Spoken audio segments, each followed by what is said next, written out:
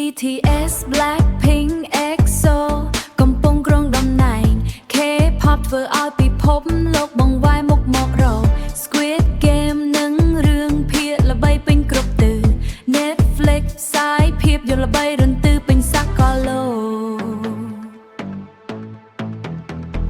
បច្ចេកវិទ្យា Samsung ទំនើបគ្មានគូប្រៀបអេក្រង់ Galaxy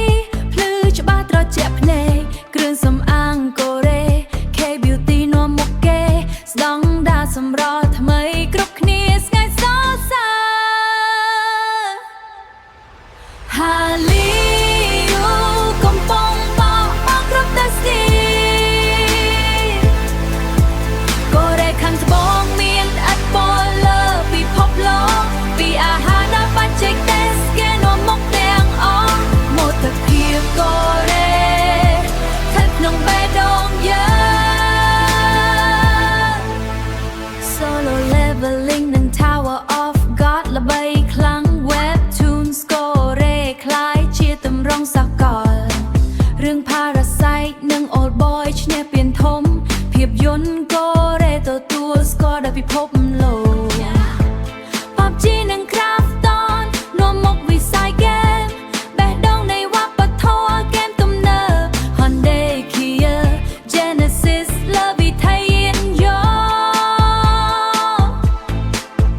តសម្រស់រថយន្តកូរ៉េល្បីរន្ទឺគ្រប់តំបន់ SK Hynix នាំមុខបន្ទះឈីបបេះដូងនៃពិភពលោក Digital Kakao Talk Never ភ្ជាប់ Thematic KTX នាំមកនៃភាពទំនើ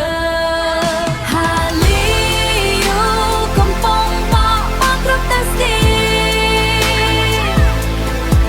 កូរ៉េខាងត្បូងមានឥទ្ធិពលលើពិភពលោកពីអាហារដល់បច្ចេកទេសគេនាំមុខទាំងអស់មោទកភាពកូរ៉េស្ថិតក្នុងបេះដូងយើង